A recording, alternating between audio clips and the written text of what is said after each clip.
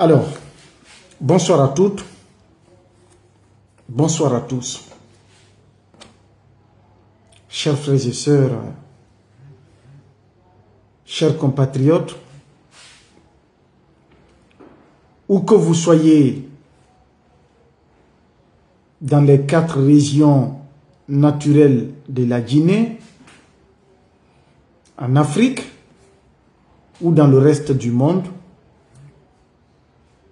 nous vous adressons nos salutations fraternelles, confraternelles et amicales. Quelle que soit votre position géographique à cet instant précis où nous faisons ce direct. Je ne l'ai pas annoncé parce que ce n'était pas prévu que je le fasse aujourd'hui. Je suis en train de travailler sur des dossiers. Mais il y a une opportunité à tout en fait. Qu'il faut taper le fer quand il est chaud. Nous n'avons pas de médias aujourd'hui parce que l'information n'attend pas. Si nous étions dans les médias, on aurait traité, n'est-ce pas, ce sujet d'actualité sans attendre que l'information devienne obsolète ou caduque. Je veux bien entendu parler de l'actualité du jour, du côté de Kankan, mais aussi vous introduire un certain nombre de dossiers avant de revenir là-dessus dans les détails, Inch'Allah, dans les jours à venir. Pour ce qui est de ce direct de ce soir, c'est juste une manière pour nous de décrypter l'actualité avec vous, de vous permettre de mieux comprendre l'actualité du moment, mais aussi les dessous d'un certain nombre de dossiers qui sont en train d'être gérés aujourd'hui par les autorités de la transition. Permettez, je vais prendre, accordez-moi juste une seconde là, je prends l'autre téléphone rapidement.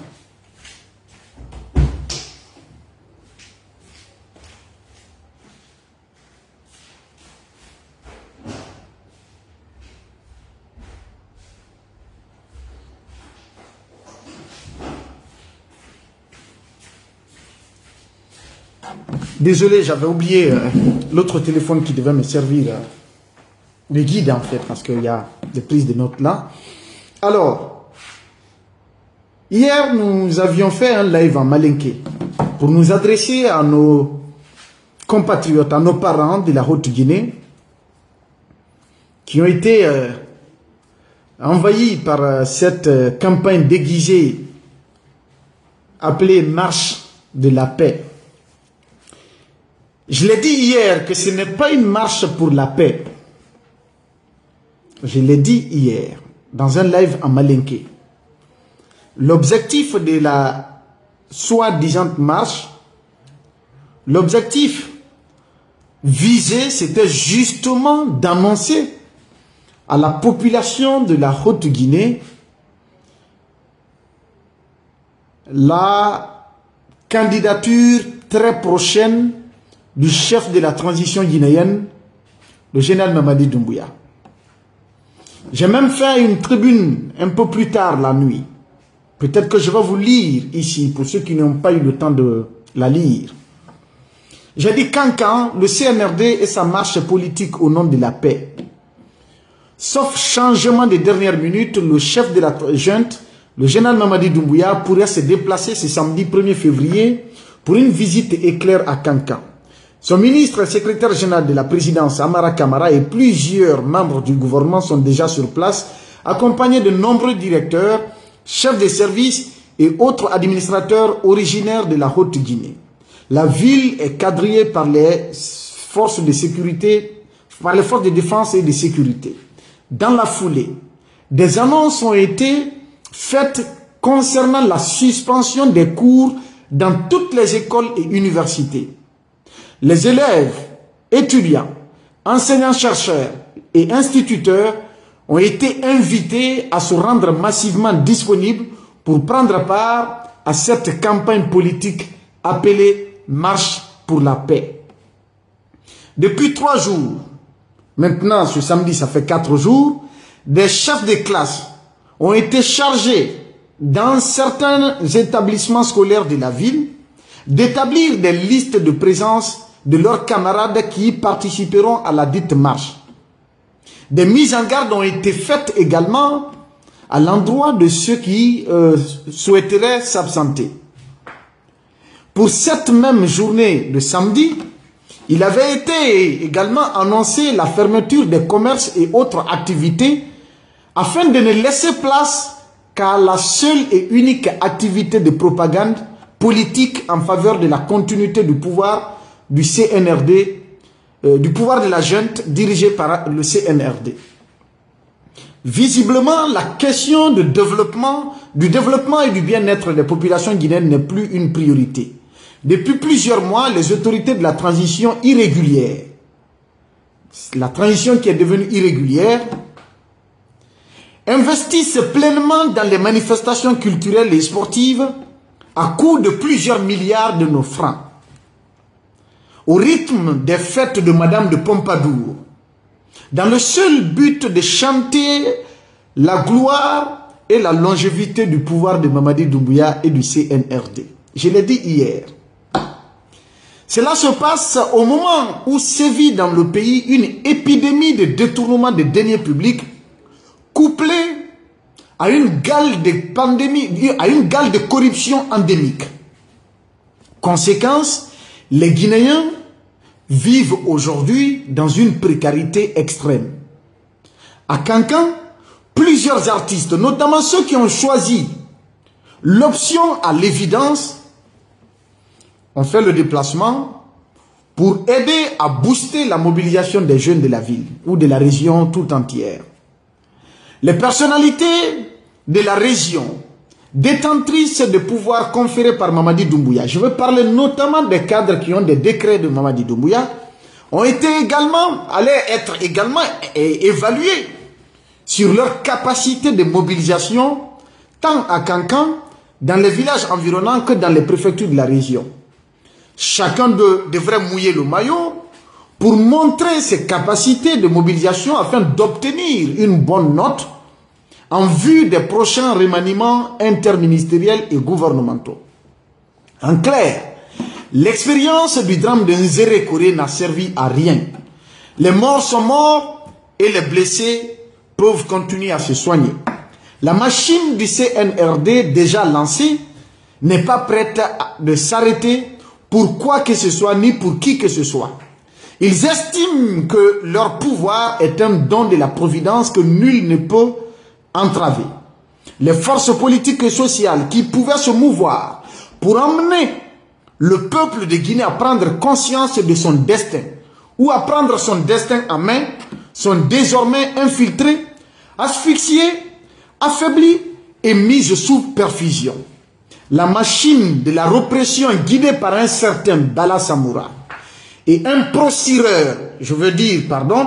procureur spécial continue de broyer toutes les voix dissonantes au nom d'une justice qui a été hospitalisée au tribunal de première instance de Dixine, morte entre le tribunal de Mafanko et celui de Kaloum, et dont les funérailles ont eu lieu à entre la cour d'appel et la CRIEF et l'enterrement à la Cour suprême.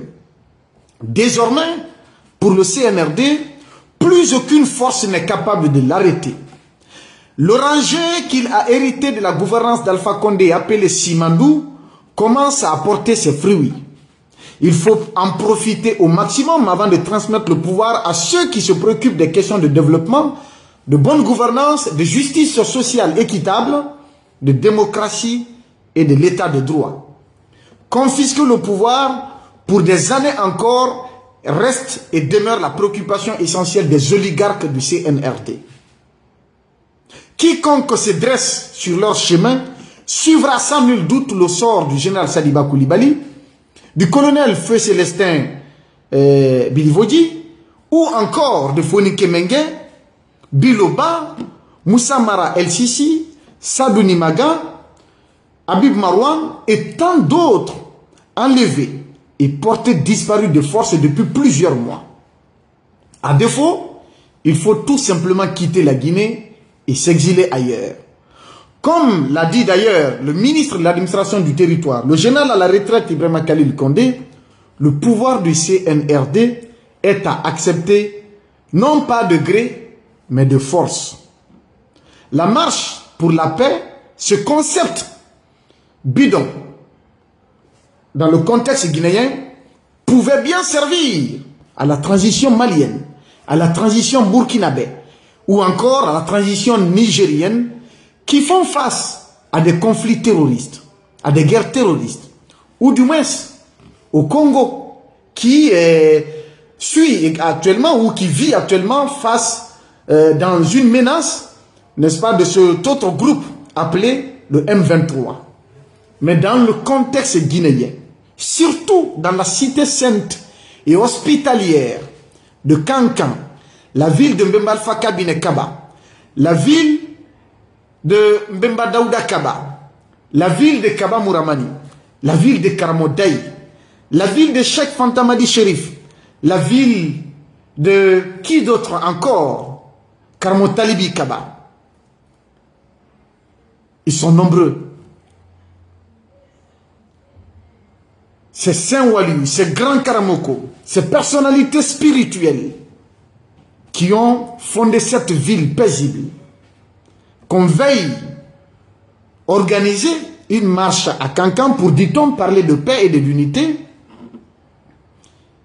n'est autre qu'une méthode déguisée que le CNRD emploie désormais en lieu et place des tournois de football pour mener sa campagne pour la confiscation du pouvoir. Les Guinéens qui rêvaient du retour à l'ordre constitutionnel fin décembre 2024 vont devoir retrousser leurs manches pour demander le départ du CNRD ou se résigner à attendre que le ciel vienne changer le destin funeste dans lequel la Guinée est plongée depuis le 5 septembre 2021. Ce texte, je l'ai rédigé hier. La réalité s'est exprimée aujourd'hui, la réalité s'est présentée aujourd'hui, la réalité a été dévoilée aujourd'hui à la face du monde, à l'opinion publique nationale et internationale. Ceux qui, jusque-là, avaient des doutes par rapport à une éventualité de candidature de Mamadi Doumbouya, ceux qui, jusque-là, étaient sceptiques ou étaient encore confiants de leur côté que le colonel, le général Mamadi Doumbouya, allait bel et bien respecter son serment, mais aussi ses différents engagements, ses promesses solennelles qu'il a, n'est-ce pas, pris vis-à-vis du peuple de Guinée, qu'il allait les respecter. Tous ces gens-là, j'estime et je crois que chacun a désormais sa réponse par rapport à cette incertitude qui planait, par rapport au doute qui planait, par rapport à l'éventualité, par rapport au pessimisme de certains que, disons, il ne va pas se présenter, ou à l'optimisme de d'autres personnes encore qu'il va respecter sa parole comme il l'a dit, que l'harmonie, en citant justement le père de la nation, Feu Ahmed Sékou Touré, que l'harmonie, c'est que la dignité, c'est l'harmonie entre le dit et le fait.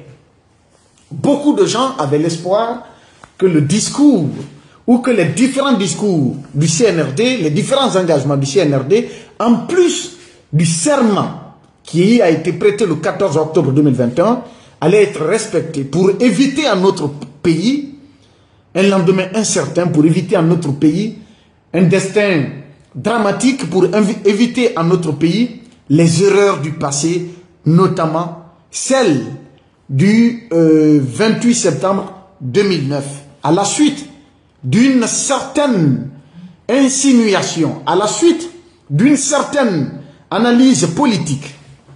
Comme quoi, à la suite, n'est-ce pas, d'un discours prétentieux du capitaine Moussa Dadis Camara pour vouloir ôter la tenue militaire et se présenter comme candidat aux futures élections que le CNDD devrait organiser pour permettre à notre pays de renouer avec l'ordre constitutionnel, civil et démocratique. Vous n'êtes pas sans savoir que Dadis n'a jamais affirmé qu'il allait être candidat. Il dit qu'il peut se porter candidat, que nul n'est né militaire, qu'il pouvait lui aussi ôter la tenue militaire pour se présenter candidat. À cette époque de notre histoire, vous avez vu, n'est-ce pas, cette fédération de forces, cette fédération d'idées, cette union des Guinéens, sous, n'est-ce pas, le label des forces vives de Guinée, avec un certain M. Amadou Ouri Bari, l'actuel Premier ministre du CNRD, qui était le président de la commission d'organisation de la grandiose manifestation de riposte aux velléités ou à l'intention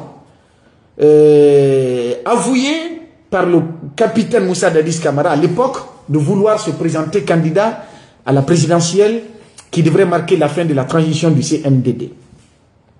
Il y a eu le 28 septembre. La manifestation a eu lieu. Il n'y a pas eu de demande auprès des autorités. Tout a été bravé. L'autorité publique a été défiée. L'ordre a été bafoué pour, n'est-ce pas, permettre au peuple de Guinée d'exprimer vaillamment, éloquemment, son opposition à une quelconque dictature militaire, à une quelconque confiscation du pouvoir qui revient constitutionnellement, n'est-ce pas, aux autorités civiles. Parce que jusque-là, que ce soit le règlement militaire ou le statut général de l'armée, nulle part il n'est mentionné qu'il revient à l'armée ou aux hommes en uniforme de briguer ou de tenter même de briguer la magistrature suprême du pays, ou encore d'exercer le pouvoir politique en lieu et place de ceux-là qui sont reconnus en la matière. L'armée, c'est une institution d'État organisée de façon à protéger l'intégrité territoriale de notre pays, mais aussi protéger la population guinéenne et leurs biens. Voilà la mission principale qui est dévolue à l'armée guinéenne. Mais aujourd'hui, vous avez entendu le discours après 3 ans. C'est le CNRD qui nous a dit, le 5 septembre, que plus aucun Guinéen n'allait mourir pour rien ou pour des raisons politiques. Que la politique ne va plus jamais être confiée à un homme, mais qu'elle va être confiée au peuple de Guinée. C'est ce CNRD qui nous a promis, de lutter contre la gabégie, l'instrumentalisation de la justice, la politisation à outrance de l'administration, la personnalisation de la vie publique. C'est ce même CNRD qui est en train aujourd'hui de décaisser des milliards et des milliards du contribuable guinéen pour organiser des propagandes politiques inutiles visant à confisquer contre la volonté du peuple, du vaillant peuple de Guinée, le pouvoir politique, alors qu'ils n'ont ni la formation, ni l'expérience, ni les relations, ni les capacités de quelque nature que ce soit pour offrir à ce pays le bien-être tant voulu, pour offrir au peuple de Guinée le développement tant souhaité, pour offrir à cette nation, n'est-ce pas, des lendemains meilleurs que nous souhaitons pour nous, mais aussi pour nos enfants et nos petits-enfants.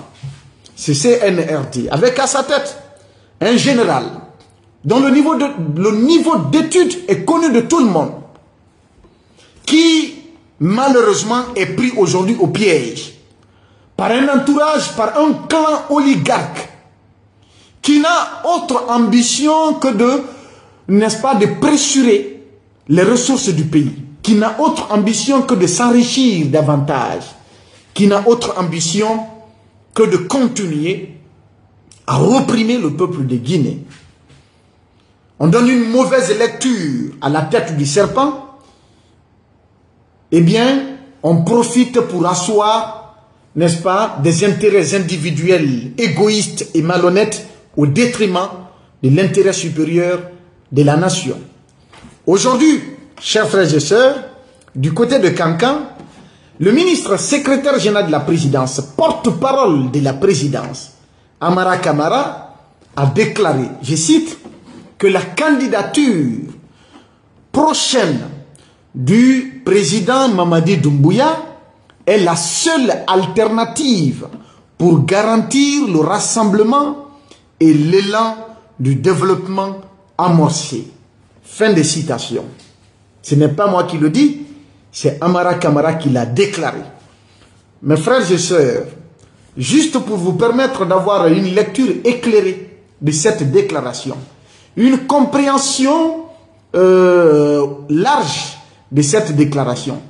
Quand le deuxième, disons, la deuxième autorité ou la deuxième personnalité de la présidence, de surcroît porte-parole de la présidence, fait une déclaration comme celle-ci, n'est-ce pas un message clair pour tout le peuple de Guinée que désormais, il est clair que Mamadi Doumbouya, si ils ont encore l'intention d'organiser des élections, ce ne sera pas en tout cas pour cette année 2025, que ça je peux vous le garantir, ils ne sont pas prêts, ni aujourd'hui ni demain.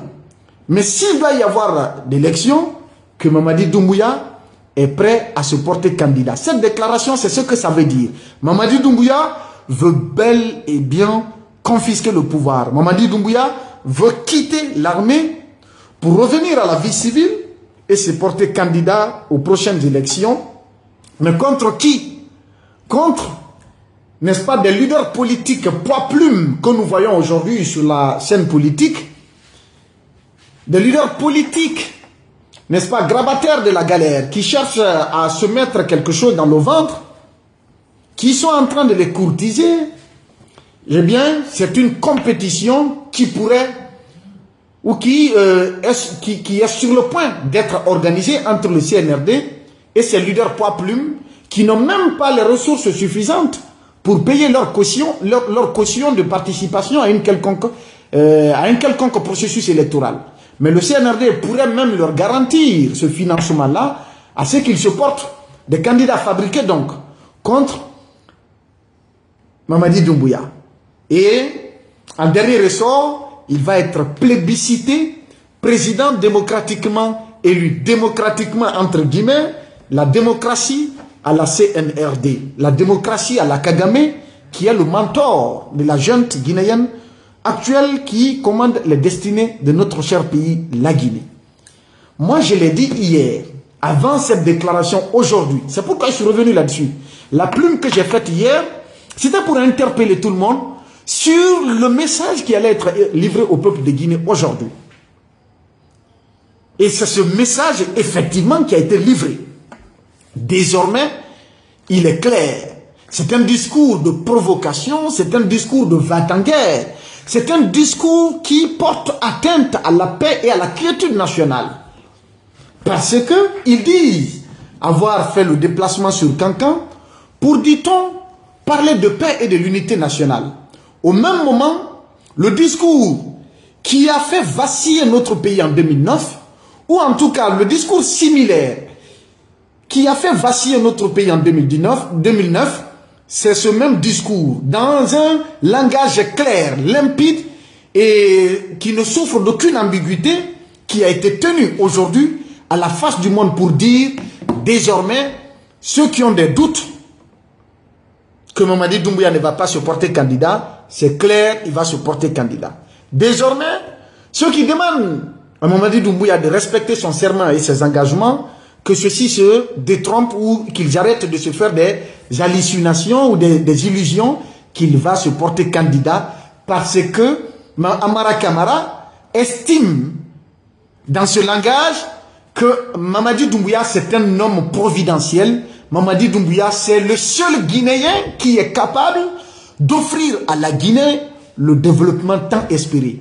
C'est l'unique Guinéen capable de diriger ce pays-là. Il l'a dit. Et ce discours vient à la suite d'une autre déclaration antérieure du ministre de la Défense qui a clairement indiqué que la partie saine du peuple de Guinée, c'est l'armée. Donc, plus on ne peut faire confiance en personne d'autre si ce n'est ces oligarques du CNRD, dont on connaît d'ailleurs les agissements en termes de détournement, en termes d'enrichissement illicite, en termes de corruption, en termes de bavures et de pratiques dictatoriales. Aujourd'hui, force est de reconnaître que le Camboiro, 50 ans après, a été ressuscité sous le CNRD. Le Camboiro a été ressuscité du côté de Kassa pour en faire, n'est-ce pas, un camp de concentration, pour en faire une guillotine, pour en faire une machine broyeuse, n'est-ce pas, des opposants au régime transitoire, au régime de transition de Conakry. C'est clair et net que cela, en tout cas, soit entendu par qui de droit. Nous n'avons jamais pensé en ce instant que cela allait arriver en Guinée, un jour, et surtout en ce 21e siècle, que des pères de famille, au moment où ils parlent de paix et de l'unité nationale du côté des Cancans, pendant ce temps, il y a des pères qui ont été froidement assassinés dans des conditions aussi obscures que l'état dans lequel se trouve aujourd'hui la ville de Cancans, une ville non électrifiée, qui se trouve dans le noir. Le général Sadiba, colonel Célestin, dont le corps n'a jamais été rendu à sa famille. Et qui d'autre? Ceux qui sont portés disparus. On ne sait même pas s'ils sont encore en vie ou pas. Nos camarades, que tout le monde connaît. Fonike Mengue, Biloba, Habib Marwan, Sadou Nimaga, et le jeune politique du RPG, Moussa Marad El Sisi, et qui d'autre encore? Il y a plein d'autres civils et militaires anonymes que nous ne connaissons pas, qui sont portés disparus.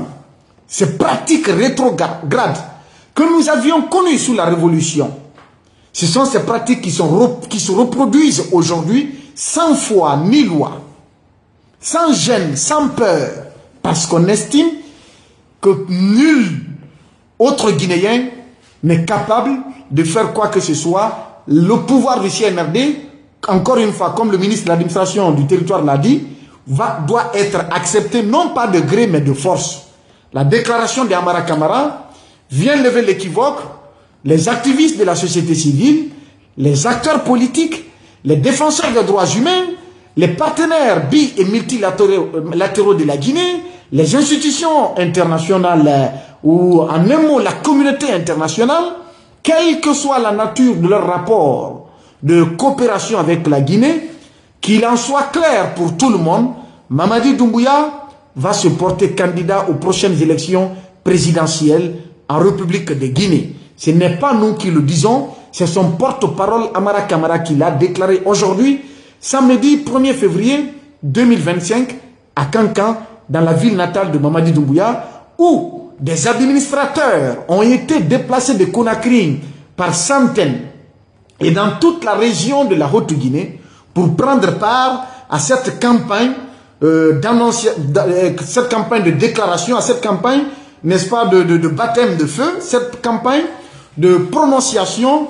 de la volonté ubiesque, n'est-ce pas, et grotesque du CNRD de vouloir se cramponner au pouvoir de gré ou de force et contre la volonté de la majorité des Guinéens qui aspiraient à une sortie, n'est-ce pas, de crise heureuse, à, n'est-ce pas, un dénouement heureux de cette transition de crispation sociopolitique depuis maintenant 3 ans, sans issue, sans aucune orientation claire, sans, n'est-ce pas, sans vision claire, sans action concrète. On est en train de nous saouler avec des discours bidons qui ne sont que des affabulations, des hallucinations qui, en réalité, ne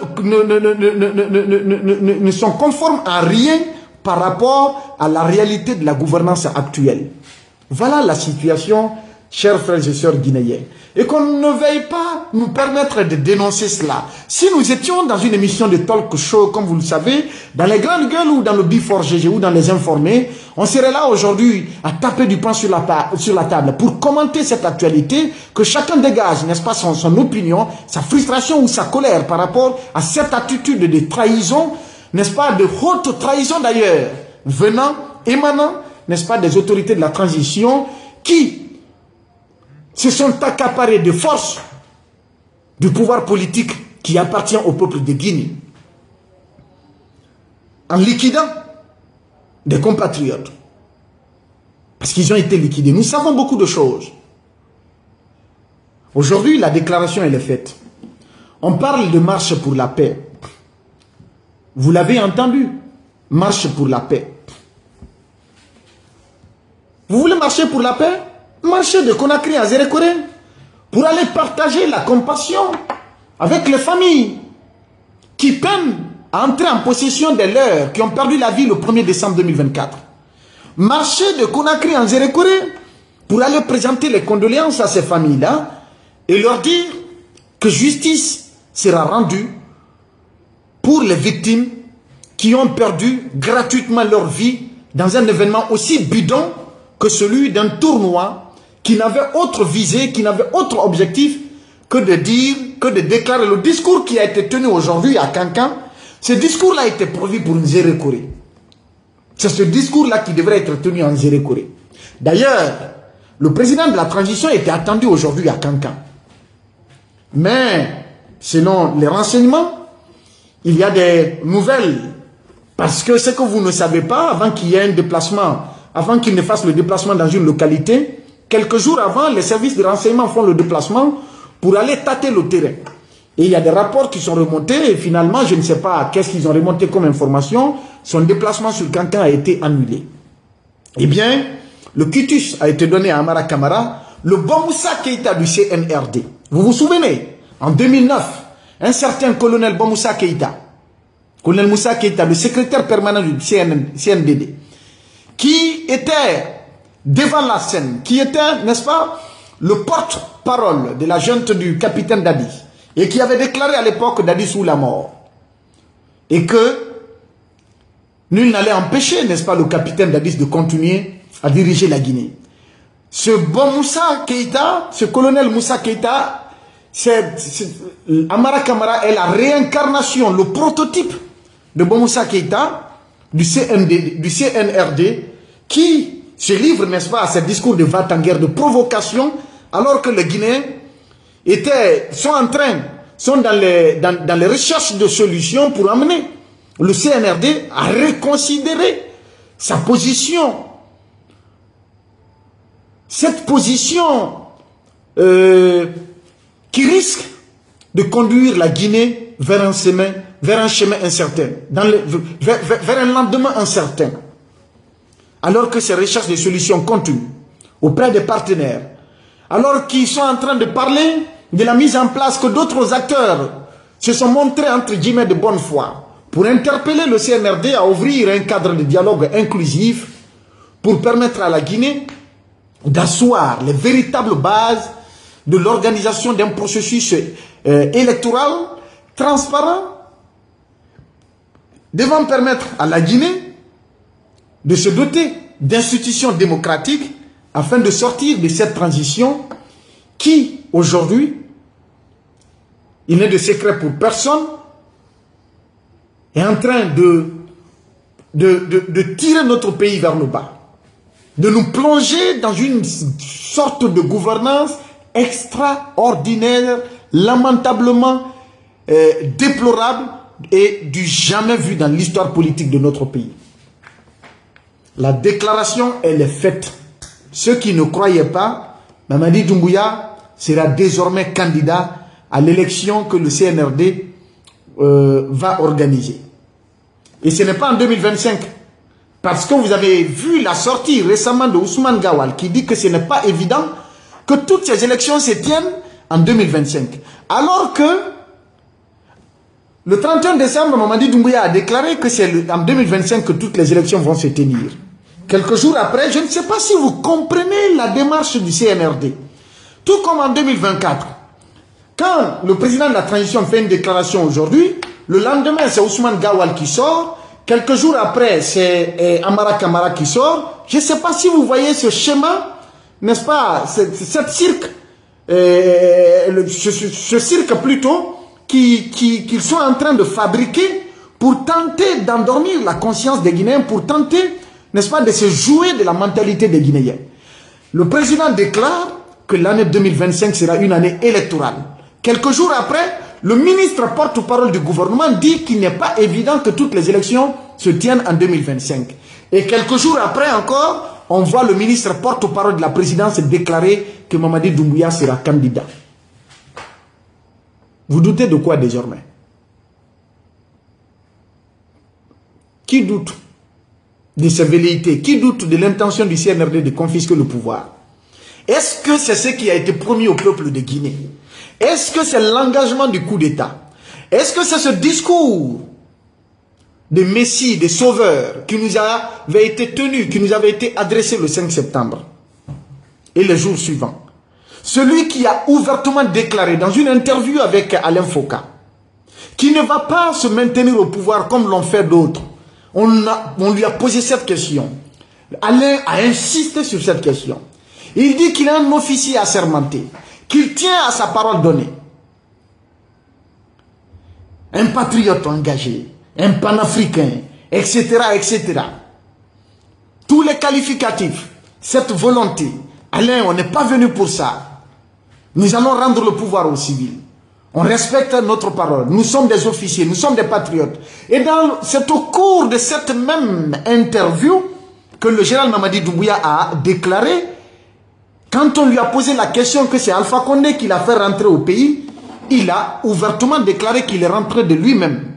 Mais puisque c'est Alpha Condé qui a fait de lui ce qu'il est, on lui a demandé pourquoi n'avoir pas été fidèle à Alpha Condé ou loyal à Alpha Condé, malgré toute la confiance que celui-ci plaçait en lui.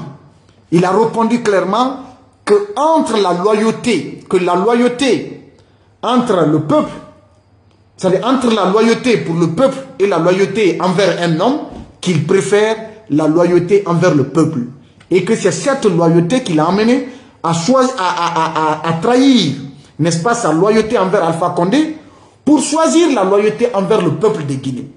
Cette loyauté envers le peuple de Guinée qu'il nous a promis, voilà que le porte-parole Amara Kamara nous déclare aujourd'hui que cette loyauté envers le peuple n'est plus tenable, n'est plus à l'ordre du jour. Et d'ailleurs, au sortir d'un conseil des ministres, une fois, le ministre Ousmane Gawal, porte-parole du gouvernement, avait aussi déclaré que le président de la transition est clair, qu'il a instruit à tous ses ministres de se mettre en ordre de bataille pour l'organisation des élections en fin décembre 2024 parce que qu'il ne fera pas un jour de plus au-delà du 31 décembre 2024. S'il doit y avoir quelqu'un d'autre après ça, que ce sera, c'est-à-dire que si la transition doit aller au-delà du 31 décembre, que ce serait quelqu'un d'autre, mais pas lui, Mamadi Doumbouya. Tous ces discours-là ont été tenus au peuple de Guinée, devant le peuple de Guinée, devant l'opinion publique nationale et internationale. Mais tout le monde semble ne pas prêter attention, tout le monde semble se détourner de l'essentiel, tout le monde semble ne rien comprendre des démarches machiavéliques, des démarches de fourberie, de tromperie, n'est-ce pas, d'hypocrisie, il faut dire comme ça, de non-respect des engagements pour observer, n'est-ce pas, le CNRD dérouler, n'est-ce pas, son plan dictatorial pour nous faire retourner encore en arrière.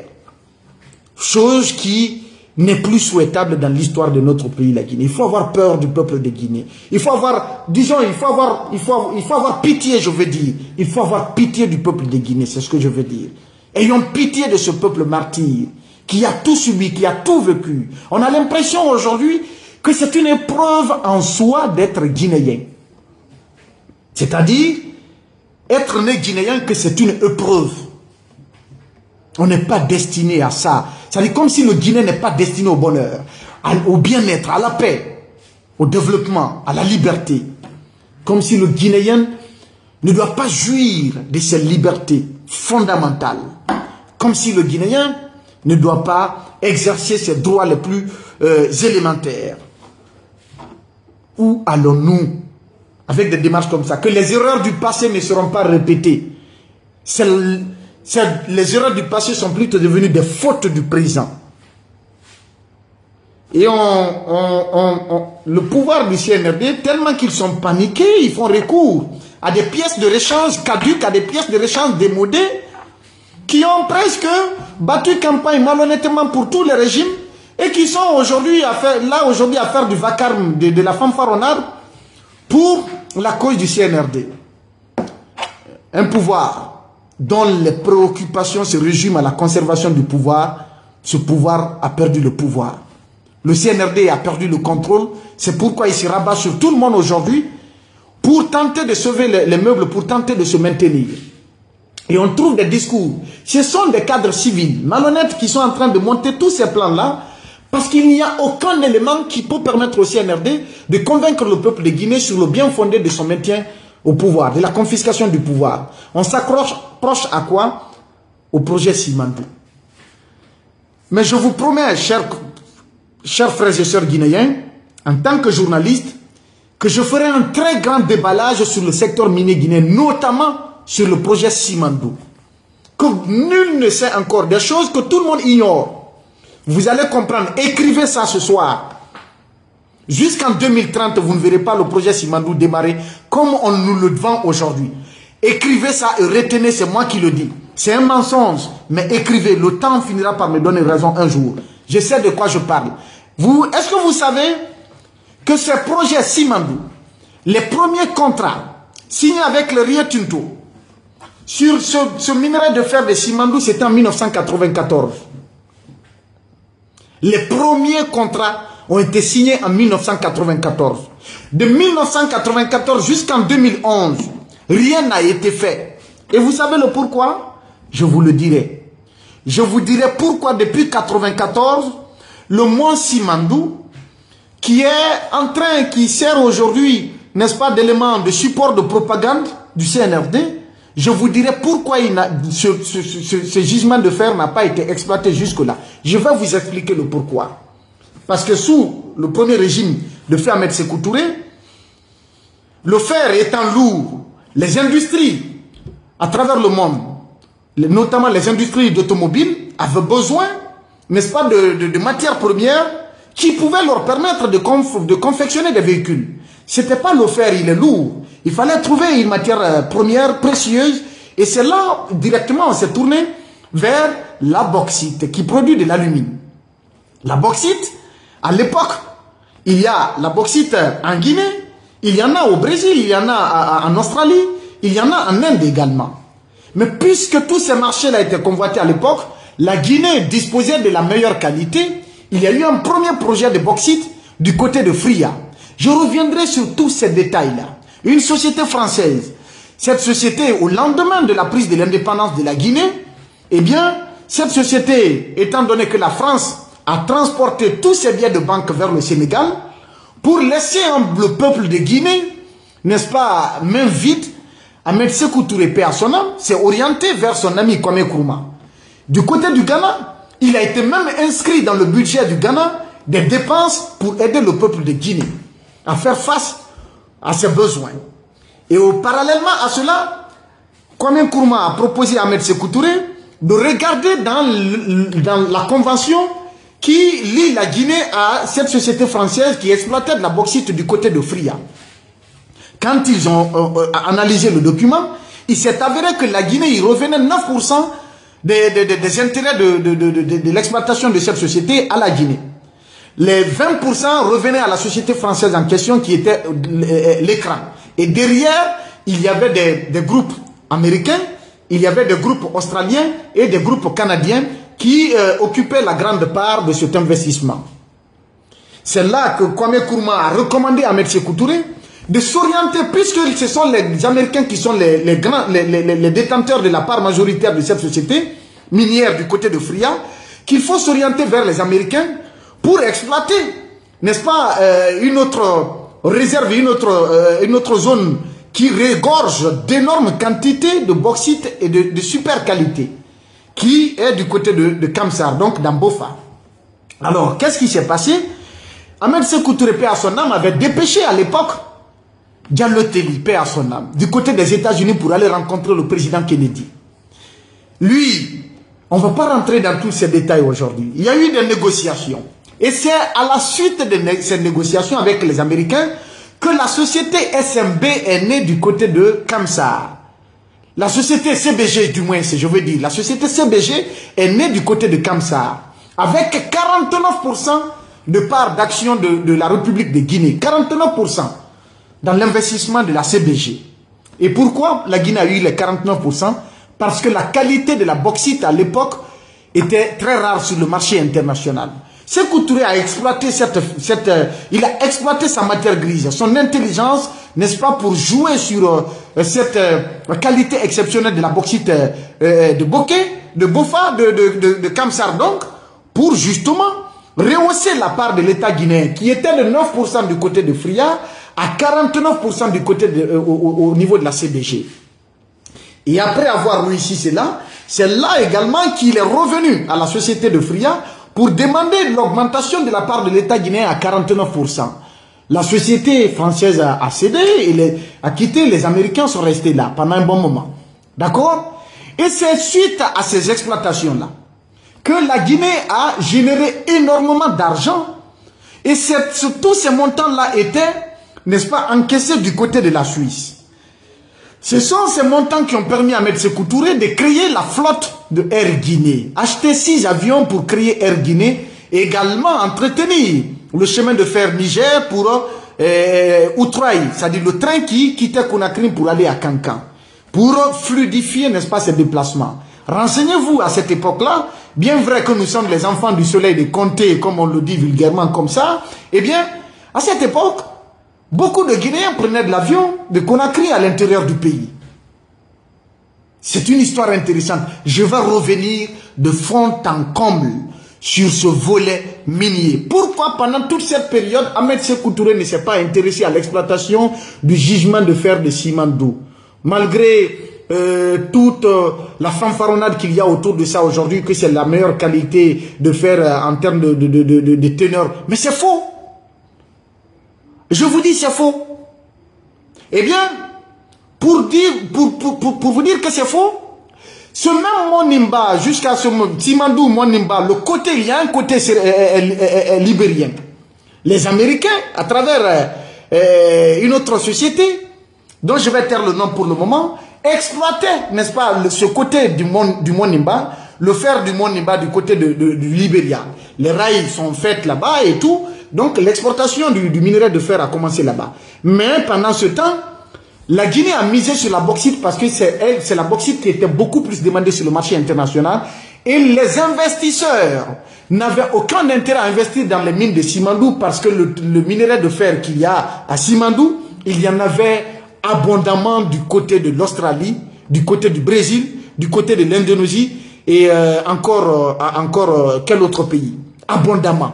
Est-ce qu'il fallait, il y avait eu des investissements, n'est-ce pas, qu'ils avaient fait, n'est-ce pas, du côté de l'Australie. Il fallait abandonner ces investissements pour venir faire ça au minerai de fer de la Guinée, qui n'était pas de cette qualité supérieure que celle de l'Australie, du Brésil ou encore de l'Indonésie, ou encore tourner dos à la bauxite de meilleure qualité pour aller se consacrer à l'exploitation du fer. Non. Ahmed Sékou Touré, donc, en comprenant cette situation, s'est accentué sur l'exploitation de la bauxite.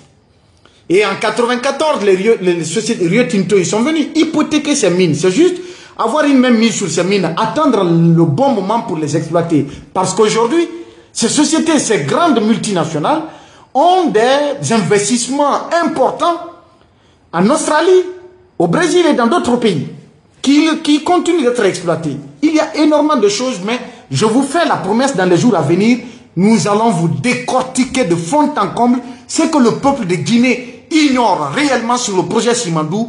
Nous allons vous le présenter à chacun d'apporter son propre jugement. Depuis 1994, ces sociétés-là sont là. De 1994 à 2011, il n'y a eu aucun travail.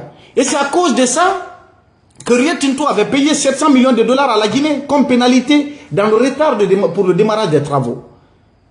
Mais il y a beaucoup de choses que vous ne savez pas. Comment Winning Consortium est venu sur le projet? Beaucoup de choses que vous ne savez pas. Comment Rio Tinto est revenu? Qu'est-ce qui est en train d'être fait aujourd'hui sur le terrain? Imaginez, de la mine de Simandou à Kerouani. Kerouani, Kankan, ça fait 150 et quelques kilomètres. Kankan, Conakry, ça fait 600 et quelques kilomètres. Environ 800 et quelques kilomètres de chemin de fer.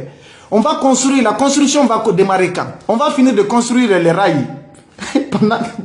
pendant les rails sur 800 et quelques kilomètres, quand est-ce qu'on va finir de construire les rails sur 800 et quelques kilomètres? On dit que les premières exportations vont commencer en 2026, de la salade, juste de la poudre aux yeux pour amadouer la conscience du peuple de Guinée. Et d'ailleurs, on parle d'un montant récemment, 99 milliards de tickets d'entrée de Baou Stel dans, n'est-ce pas, le cadre de ce projet-là. Je vais vous dire une vérité aujourd'hui que beaucoup de gens ne le savent pas. C'est une manipulation politique. On a découvert la réalité. Baou n'a donné aucun franc à l'État guinéen. C'est plutôt Baou a décaissé de l'argent pour acheter des actions dans Winning Consortium. L'argent là, les 99 millions de dollars qu'ils ont mentionnés dans le projet là, ce n'est pas pour l'État guinéen, mais c'est plutôt pour aider Winning Consortium, n'est-ce pas, à accélérer les travaux ou en tout cas à mettre en place, à continuer de continuer le travail sur le terrain parce que Winning Consortium était en difficulté pour faire face justement à ses obligations sur ce projet-là. Beaucoup de gens ne le savent pas, la réalité est là. Mais vous allez comprendre, je vous fais la promesse, vous allez comprendre la réalité des faits. Le projet Simandou ne tient à rien. Simandou 2040 ne tient à rien, c'est un discours creux. C'est une manipulation politicienne. C'est juste une invention des cadres civils qui rôdent autour de la présidence. Mamadi ne sait rien de ce projet-là. Qui sont en train de rôder autour et qui voulaient être dans les grâces, les Guiba Diakité et les grandes sociétés. On est en train de se servir du peuple de Guinée. Les gens ne le savent pas là, mais la vérité se saura un jour. Peut-être d'ici là, après ma vidéo d'hier, j'ai subi énormément de choses, je vais vous dire la vérité. On a amené des gens à m'adresser des injures, à insulter mes parents, à dire du n'importe quoi, à me menacer. Tout cela est en train de se passer aujourd'hui. Mais nous, on se confie à Allah, l'Éternel des cieux. Quiconque se vante qu'il est criminel, le plus grand criminel du monde, va finir par mourir un jour. Nos grands-pères sont partis.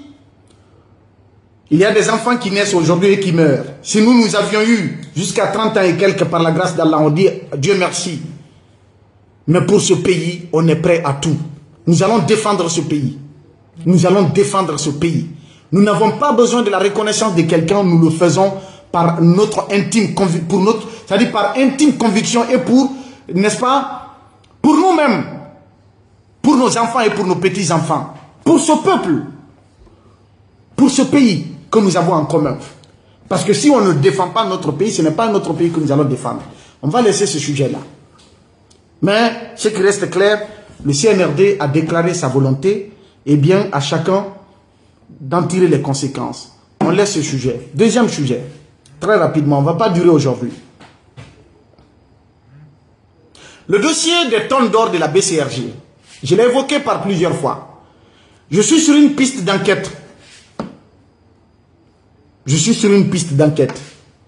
Ce qui m'a été remonté pour le moment, je vais vous mettre ça à disposition avec des indices concordants. Yacoub Sidia, le propriétaire de MSS Sécurité, qui avait un contrat avec la BCRG pour transporter les devises de la BCRG, travaillait avec Tidjane Koïta à travers sa société Phoenix. La BCRG qui achetait de l'or pour l'envoyer en stockage du côté de Dubaï, notamment à Brinks, passait par les services de Tidjane. Sauf que l'or qui était acheté avec Tidjane était transféré pour le compte de Phoenix. Aujourd'hui, on parle d'environ 12 tonnes d'or acheté avec de l'argent de la BCRG, donc l'argent de la République de Guinée, pour mettre ces matières précieuses au nom de la Guinée de ce côté, qui allaient progressivement être raffinées et être revendues et générer des profits pour la BCRG et donc pour l'État guinéen. Ces tonnes d'or, en grande partie, ne sont pas retrouvables aujourd'hui. Yacoub Sidia, en juin 2023, a bénéficié de la nationalité guinéenne. Il est mauritanien. Yacoub Sidia est mauritanien. Il a bénéficié de la nationalité guinéenne. Qui lui a donné la nationalité? Le président de la transition, Mamadi Doumbouya, c'est lui qui lui a donné la nationalité guinéenne. Pour quel intérêt? Point d'interrogation, nous ne le savons pas. Yacoub Sidia a été arrêté dans cette histoire-là parce que quand KPMG, qui est l'auditeur général de la BCRG, l'auditeur externe plutôt de la BCRG, avait, n'est-ce pas, fait son audit sur l'exercice 2024, ne voulait pas, ou en tout cas s'est rendu à la conclusion le cabinet KPMG qu'il ne pouvait pas certifier les comptes de la BCRG parce que ces tonnes d'or manquaient à l'appel. Et c'est ainsi l'affaire a été éclatée. On est parti de 4 tonnes d'or qu'on dit, qu'on est en train de dire au peuple de Guinée, mais en réalité le reste de la quantité se trouve être déjà vendu, mais frauduleusement. Pourquoi frauduleusement? Quand Yacoub Sidia a été arrêté, selon nos informations, Yacoub Sidia a sollicité à ce qu'il soit présenté à la justice. Figurez-vous, la loi guinéenne dit 72 heures de garde à vue. Quand quelqu'un est arrêté, c'est pour 72 heures de garde à vue. Yacoub Sidia a passé, en tout cas quelque chose de 2 semaines, à la gendarmerie d'investigation.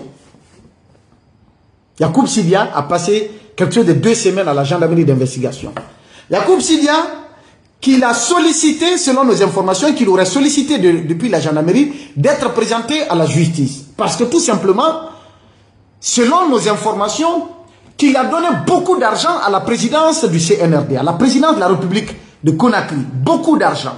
À des cadres de la présidence. Et même à des cadres proches de la présidence. Beaucoup d'argent. Donc, Yacoub Sidia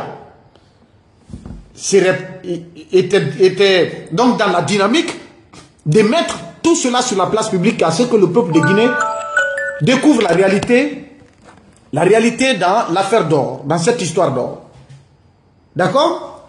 Yacoub Sidia était dans cette logique-là. Eh bien, qu'est-ce qui s'est passé? Au bout de plusieurs jours de détention provisoire, en dehors de la procédure judiciaire légale, normale, que la loi reconnaît, finalement, les Tidiane Koïta, les Ousmane Doumbouya et autres qui avaient été dépêchés du côté de Dubaï pour aller chercher l'or, qu'ils auraient retrouvé 4 tonnes et 500 kilogrammes détenus justement au nom de Yacoub Sidia. Mais là où l'or est détenu, que Yacoub Sidia devrait de l'argent ou doit de l'argent à cette entité. Donc l'or de la Guinée ne peut pas être décaissé là, ne peut pas être retiré là. On a dit que 3 tonnes sont arrivées à Conakry, 0 tonnes. Rien n'est encore arrivé à Conakry à date. Rien n'est encore arrivé à Conakry. Et maintenant, puisqu'ils n'ont pas réussi à faire libérer l'or, les Tidianes sont revenus à Conakry et c'est là que le gouverneur Karamok Kaba, les Tidiane Koïta et autres avaient été tous arrêtés à la gendarmerie jusqu'à ce que le gouverneur, on apprend qu'il aurait déclaré une grève de la faim de ce côté-là. Aux dernières nouvelles, la junte, craignant donc qu'elle soit exposée au peuple de Guinée, que la magouille qui entoure cette affaire soit révélée au peuple de Guinée par Yacoub Sidia, finalement, Yacoub Sidia, selon nos informations toujours proches du palais Mohamed V, le palais, la présidence guinéenne aurait reçu un coup de fil du président mauritanien pour demander la mise en liberté de Yacoub Sidia et que le président mauritanien aurait pris la garantie, n'est-ce pas, de ramener Yacoub Sidia aux autorités guinéennes si toutefois Yacoub Sidia ne ramène pas l'or de la Guinée-Conakry. Mais quelle quantité désormais? 4 tonnes, 500 kilogrammes. 4 tonnes, le reste des tonnes que Yacoub Sidia dit avoir vendu cela. Et l'argent qu'il aurait généré dans ça, que c'est cet argent qu'il a pris pour donner à des cadres de la transition guinéenne. Eh bien, ce côté-là est déjà enterré et mort. La quantité d'or qui est vendue, on n'en sait plus. Ça, c'est parti, mais les 4 tonnes 500 kg, aujourd'hui sont recherchés. Yacoub Sidi a été relâché. C'est pourquoi on a parlé d'arrangement à l'amiable. À l'heure où je vous parle, Yacoub Sidia et Tidiane Koïta sont déjà à Dubaï. Et donc, l'objectif, c'est d'aller, en tout cas, faire ce qu'ils ont à faire là-bas et ramener les 4 tonnes 500 kg. Voilà ce que nous découvrons. Cette enquête est en cours. Je ne suis pas encore à bout. C'est juste un jet. Je ne suis pas encore à bout parce que j'ai écrit aux différents acteurs pour avoir, n'est-ce pas, leur retour. Pour le moment, je reste à l'écoute. Le troisième sujet, c'est le sujet des médias. On a annoncé que les médias fermés vont être libérés, mais une liberté conditionnelle, une liberté avec le couteau à la gorge. Parce que tout simplement, les médias ont été formés à cause de leurs critiques contre le pouvoir, à cause des dénonciations contre le pouvoir. Est-ce que, si on permet à Espace FM de venir aujourd'hui, on permet à Dioma de revenir aujourd'hui, on permet à Film de revenir aujourd'hui, est-ce que ces médias-là vont se passer des sujets comme l'assassinat du général Saliba Koulibaly? Est-ce que ces médias-là vont se passer des sujets comme l'assassinat du colonel Célestin? Est-ce que les médias vont se passer, n'est-ce pas, du sujet du non-respect des engagements par le général Mamadi Doumbouya? Est-ce que les médias vont se passer du sujet de la confiscation du pouvoir par le CNRD? Est-ce qu'on va se passer du sujet de la corruption dans le pays, des détournements? Est-ce qu'on va se passer de ça? Et s'il faut négocier pour que les médias là soient libérés, afin de boucler le bec, ou encore de monnayer une partie de la liberté, de notre liberté d'expression, eh bien, à chacun d'analyser si vraiment il faut parler de liberté, ou en tout cas d'appât. Voilà, d'appât pour justement attirer, parce qu'il y a ces manœuvres-là qui sont en cours. Ce qu'ils sont en train de prévoir, que le général Mamadi Doumbouya, c'est le plan, il y a beaucoup de plans, bon je ne vais pas rentrer dans tous ces détails, mais il est prévu qu'il rende démission dans l'armée pour revenir à la vie civile, mettre quelqu'un d'autre pour conduire le reste de la transition, pour faire les élections, et lui il se porte candidat pour devenir président. Voilà un peu les manœuvres. Ou puisqu'il y a une crispation aujourd'hui sur la scène politique, pour décrisper la tension, certains acteurs sociopolitiques qui sont arrêtés ou d'autres même sont menacés d'arrestation, le CNRD va dire, bon, on va les libérer, en gage de bonne foi. Libérer ces acteurs, libérer les médias. Donc ça rentre dans ce cadre-là. Que le CNRD est maintenant en train de montrer sa bonne foi, de décrisper la tension politique. Il a accepté de libérer les médias, de libérer certains détenus, nanani nana. Eh bien, désormais, il faut aller au dialogue. Le dialogue qui doit aboutir à une seule conclusion qui est attendue, permettre au CNRD, permettre au général Mamadi Doumbouya de se porter candidat pour les prochaines élections qui doivent être organisées dans le pays. Voilà la situation. Et aujourd'hui, c'est ce qui se passe. Je me limite là. C'était juste pour ça. Peut-être, il y a d'autres sujets, mais nous allons revenir sur tout ça dans les jours à venir. Si je ne meurs pas, si Dieu me garde en vie, encore, pour vous revenir très prochainement. Je le dis encore, si Dieu me garde en vie, pour vous revenir très prochainement, Inch'Allah. On est le premier mois de Shaban, le mois qui précède le mois de Ramadan. On se confie à Allah, comme toujours, l'Éternel des cieux, celui par qui nous respirons, celui à qui nous rendrons compte un jour, après ce passage éphémère sur terre. Chers frères et sœurs, voilà ce que j'avais à vous dire ce soir. Voilà ce petit commentaire. Je vais terminer par un petit message. Comme ils l'ont dit, qu'ils vont marcher pour la paix, les marcheurs de la paix. On parle de paix. D'accord? On parle de paix. Peut-on parler de paix dans un pays où il n'y a pas de sécurité? On peut parler de paix quand il n'y a pas de sécurité? On peut parler de paix quand le futur est incertain? On peut parler de paix quand la population a faim et ne sait même pas d'où viendra son prochain repas? On peut parler de paix pendant que des pères de famille sont kidnappés? Le CNRD peut se tenir devant les enfants de Foninké pour parler de paix, devant les enfants de Biloba pour parler de paix, devant les enfants de Marouane pour parler de paix, devant les enfants de Sadou Nimaga pour parler de paix, de Moussa Mara El Sisi pour parler de paix. du général Sadiba pour parler de paix, du colonel Célestin pour parler de paix.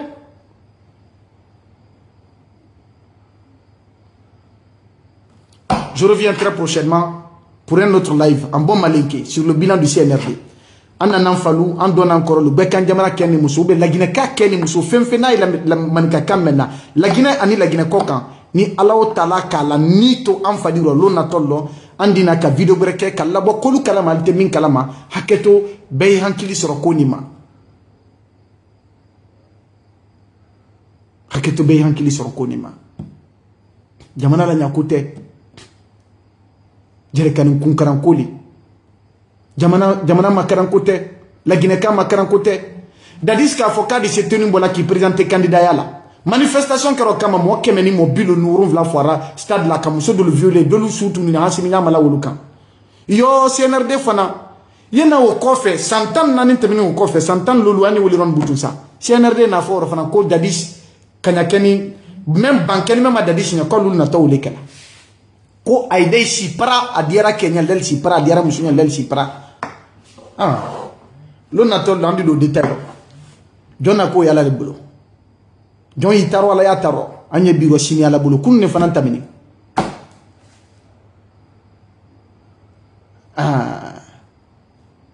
ko mo falalule mo famansia sema ne barata mi dunya kono olusi la karagbele ya malu balisa yama koronke mo siamandrila kabrusol feni ne kefadi fani ne kefadi siamana ne keleman samamari ne di andi c'est ça là John Benny sa mosi man sa sayama mosi be sa satoli John kakane ko adamaden kakane kabalo yomi tena sala me kaban fana adamaden kakane kabalo wati be kakomi satolu na chaque seconde que tu peux mourir. On se couche. Qui a la certitude de se réveiller demain matin vivant? Entre vous et moi, qui a la certitude? Alors confions-nous à Dieu. La vie appartient à Dieu et non à un être humain. Et ils vont dire l'islam a dit ceci, l'islam a dit cela. Nous savons ce que l'islam a dit. Et d'ailleurs, le prophète paix et salut sur lui a défini qui est l'hypocrite. Demandez ce que l'islam dit à propos du respect des engagements, des promesses, des engagements tenus. Il y a 3 caractères qui définissent l'hypocrite, selon le prophète Mohammed, paix et salut sur lui. On reviendra sur tout ça dans les jours à venir. Merci à toutes et à tous. Et si je suis parvenu dans mes propos à blesser qui que ce soit, je vous présente mes sincères excuses. Je vous présente le pardon. Je vous demande pardon plutôt, où que vous soyez à travers le monde. Bonsoir chez vous, bonjour chez vous, selon vos positions géographiques. Au revoir.